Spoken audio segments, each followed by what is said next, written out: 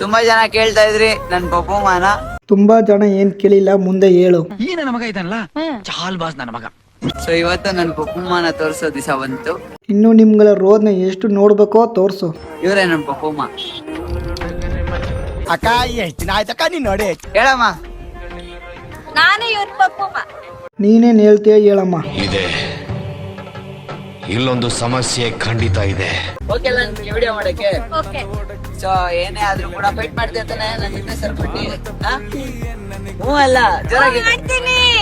ಏನೋ ಫೈಟ್ ಮಾಡ್ತೀರಾ, ನೀವು ಕೂಡ ಕಾಟನ ಜನ ತಡೆಯೋಕ್ ಆಗ್ತಿಲ್ಲ ಅಂತದ್ರಲ್ಲಿ ಫೈಟ್ ಬೇರೆ ಮಾಡ್ತೀರಾ. ಎಲ್ರೂ 10 ಸೆಕೆಂಡ್ ಮೌನಾಚರಣೆ ಮಾಡೋಣ. ಸೊ ಫೈಟ್ ಮಾಡೋಣ, ಒಳ್ಳೆ ವಿಡಿಯೋ ಮಾಡೋಣ, ಜನ ಮನ್ಸನ್ನ ಗೆಲ್ಲಣ. ಏನ್ ಕಾಟ ಕೊಡೋ ವಿಡಿಯೋ ಮಾಡಿ ಗೆಲ್ತಾರೆ ಆ ದೇವ್ರಿಗೆ ಗೊತ್ತು. ಮ್ಯಾಮ್ ನೀವೇನ್ ಬ್ಯಾಂಕಾ? ಇಲ್ಲ, ಯಾಕೆ? ನಿಮ್ಮನ್ನ ನೋಡಿದ್ರೆ ಲೋನ್ ತಗೊಬೇಕು ಅನಿಸ್ತಿದೆ. ನಿಮ್ಮನ್ನ ನೋಡಿದ್ರೆ ಇನ್ಸ್ಟಾಗ್ರಾಮ್ ಡಿಲೀಟ್ ಮಾಡ್ಬೇಕು ಅನ್ಸುತ್ತೆ. ಅಯ್ಯೋ, ಈ ನನ್ ಮಕ್ಳು ಮತ್ತೆ ಶುರು ಮಾಡಿದ್ರಯ್ಯ. ಅಂದ ಎಂದರೇನು? ನಿಮ್ಗಳ ಕಾಟ ತಡೆಯಕ್ ಆಗ್ತಿಲ್ಲ, ಅದಕ್ಕೆ ಏನ್ ಮಾಡ್ಬೇಕು ಗೊತ್ತಾಗ್ತಿಲ್ಲ. ನನಗಂತೂ ಈ ಜೀವನವೇ ಬೇಸರ ಆಗೋಗ್ಬಿಟ್ಟಿದೆ. ಬೆಳಗೆದ್ದು ಯಾರ ಮುಖವ? ಬೆಳಗೆದ್ದು ಕೊಂಗಣ ಮುಖವ ನಾನು ನೋಡಿದೆ. ಇದು ಆಕ್ಚುಲಿ ಚೆನ್ನಾಗಿರುತ್ತೆ. ಏರಿಯಾದಲ್ಲಿ ನಿನ್ ಬಜಾರ್ ಇರ್ಬೋದು, ನಿನ್ನ ಹತ್ರ ನಂದೇ ಬಜಾರ್. ಸಂಬಂಧ ಇಲ್ದೇ ಇರೋ ಡೈಲಾಗ್ ಹೇಳಿದ್ ಮಹಾನ್ ಕಲಾವಿದೆ ನೀನೆ ಕಣವ. ಈ ಬಡತವಿಂದ ದೇಶ ಉದ್ಧಾರ ಆಯ್ತದ.